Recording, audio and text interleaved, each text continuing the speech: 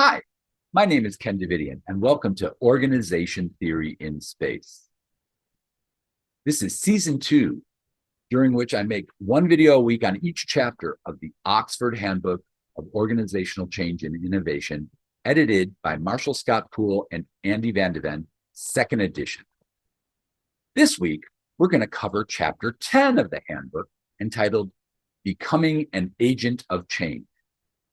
This chapter analyzes how change agents come to exist.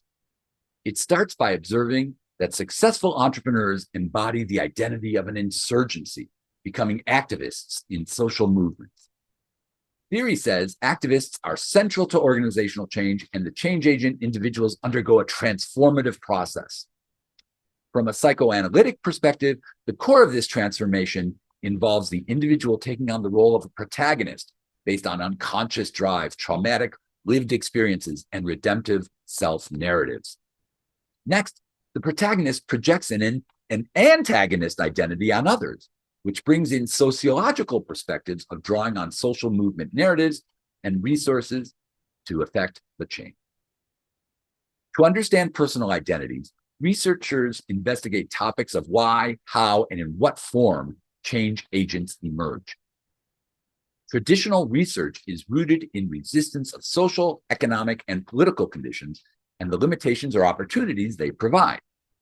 More recent research asks how individuals and groups create change agent identities, leading to their challenge activities. The question this research asks is, how do agents reflexively narrate activist identities and internalize social movement narratives? From the psychoanalytic perspective, change agent identities form in relationship breaks from the individual's significant others, including parents, grandparents, siblings, etc. Creating the protagonist identity naturally produces the protagonist-antagonist structure. Psychodynamics research of organizational change assumes that observable features of the change agent obscure powerful and unconscious forces that both defend against the threat of change but also stimulate change agency toward idealized goals. This is called transference. We've already mentioned that the change agent identity forms from unconscious forces based in lived trauma and social movement narratives. These narratives are used to attract recruits to the movement and have a redemptive self-narrative or a concern for or action on behalf of others, including future generations. For example, doing this for the children. The framework includes many familiar storylines, including transformations from alienation to atonement, from ignorance to emancipation, from rags to riches, which is a story of upward mobility, from addiction to health, which is a story of recovery, from ignorance to knowledge, a story of enlightenment, and from immaturity to maturity, a story of development. There are, however, limitations to this framework. Narratives are not the only influence in the change agent's engagement with the external environment. The framework underplays the role of formative physical and emotional experiences on change agent creation.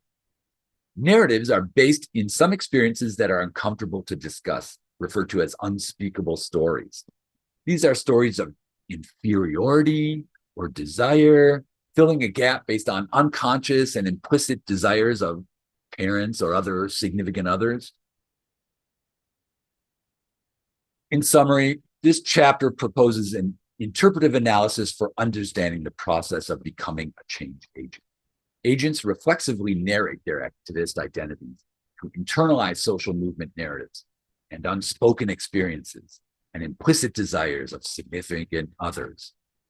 And this provides a genealogical aspect of becoming a change agent.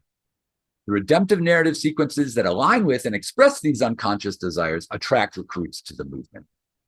Due to the psychoanalytic forces at play in trying to please significant others, the formation of change agents is forged not within the group or the individual, but in the generations, nations, and even archaeological passages of time. It comes from history. Well, that's it for this week. Chapter 10 is super fascinating, and I hope you think that as well. If you enjoyed this presentation or any of the other videos, please consider subscribing to the IRL Impossible Research YouTube channel so you're notified of any future videos that come out. And until next time, Thanks. OT in Space was produced by IRL, which stands for Impossible Research LLC. IRL conducts process research on the topics of innovation and industry emergence within the space sector context. IRL also offers services of organization theory consulting, research consulting, and STEAM outreach. This video is intended for educational purposes only.